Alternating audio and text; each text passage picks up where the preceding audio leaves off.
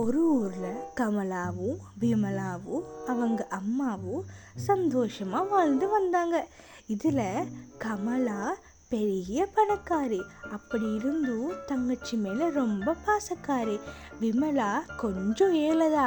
அவளும் அக்காவை மாதிரி அக்கா மேலே பாசத்துக்கு செலச்சவள் இல்லை. தன்னுடைய பிள்ளைகள் இவ்வளவு பாசக்காரராக இருக்கிறத பார்த்து அவங்க அம்மாவே அப்பப்போ பெருமைப்பட்டுப்பாங்களாம். அப்படி இருக்கும்போது ஒரு நாள் விமலா கமலா கிட்ட, அக்கா ஒரு கல்யாண வீடு வருது, என்கிட்ட தான் அவ்வளோத்துக்கு நகை இல்லையேக்கா, உங்கள் நகையை கொஞ்சம் எனக்கு தாரீங்களான்னு சொல்லி கேட்டாலாம். அதுக்கு கமலா, நிச்சயம் என் தங்கச்சிக்கு தராம நான் வேற யாருக்கு தரப்போறேன்னு சொல்லிட்டு போனாலாம். இவங்களும் நாளைக்கு வந்து நகை வாங்குறோம்னு சொல்லிட்டு போனாங்களாம். ஒரு வழியில விமலா தன் அக்காவை பற்றி ஒரே புகழ்ச்சியாம்.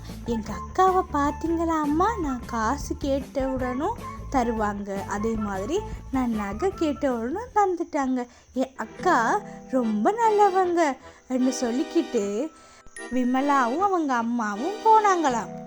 இவங்க அந்த ஊர்லயே இருக்கிற கொடூரமான சுடலைக்கு பக்கத்துல இருந்து இந்த கதையை சொன்னதால அங்க இருக்கிற ஒரு துராத்மா அதை கேட்டுருச்சான். கேட்ட அந்த துராத்மா இவங்களை பிடிக்கணும், அந்த நகைய தான் எடுக்கணும்னு திட்டம் போட்டுச்சான். இவங்க பின்னாடியே அது போய் அந்த விமலாவோட உருவத்துக்கு எப்படியோ மாறிச்சான். விமலாவோட உருவத்துக்கு மாறின உடனும் அது அக்கா கிட்ட போய், அக்கா அக்கா எனக்கு நகை தாரன்னு சொன்னால என் நகையை கொடுன்னு சொல்லி கேட்டாங்களா.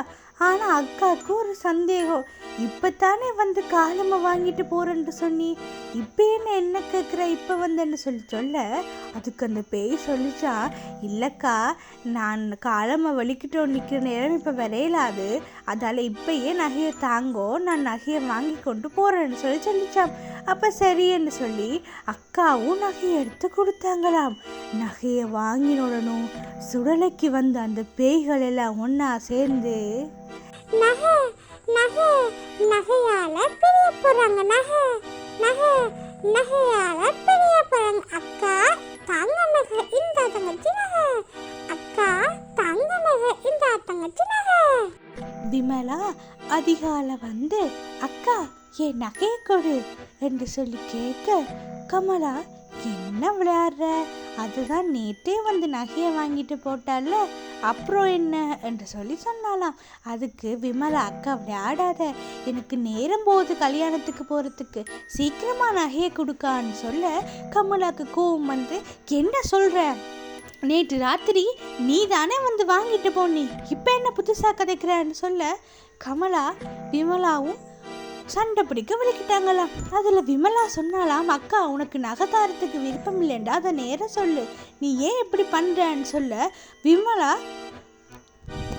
எனக்கு நகைதாரதெல்லாம் பிரச்சனை இல்லை, ஆனால் நீ நகையை வாங்கிட்டு இப்போ பொய் சொல்கிற என்கிட்டன்னு சொல்லி கமலா சொல்ல ரெண்டு பேருக்கும் நல்ல சண்டை போச்சுதான்.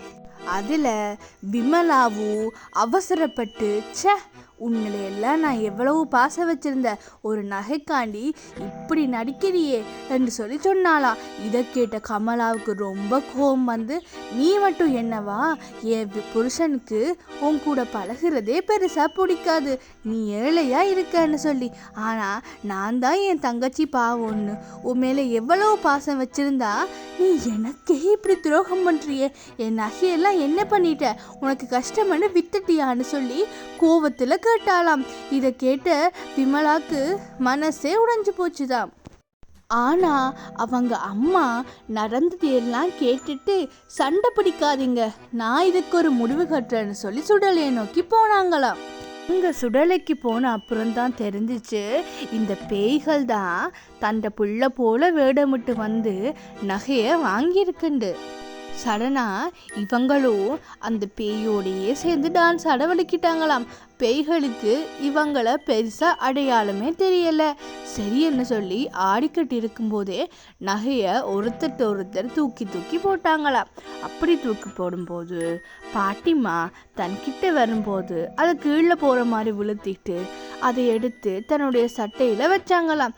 இது தெரியாத அந்த பேய்ங்க நல்லா ஆடிக்கிட்டு இருக்கும்போதே பாட்டிமாவும் நானும் ஆடுறேன்னு சொல்லி அப்படியே அந்த இடத்தை விட்டு மெதுவாக போனாங்களாம். அப்போதான் நகையை காணலன்னு உணர்ந்த பேய்கள் அந்த புதுசாக வந்த பேய் தான் எடுத்துட்டு போச்சுன்னு சொல்லி பாட்டியை பேய் நினைச்சாங்களாம்.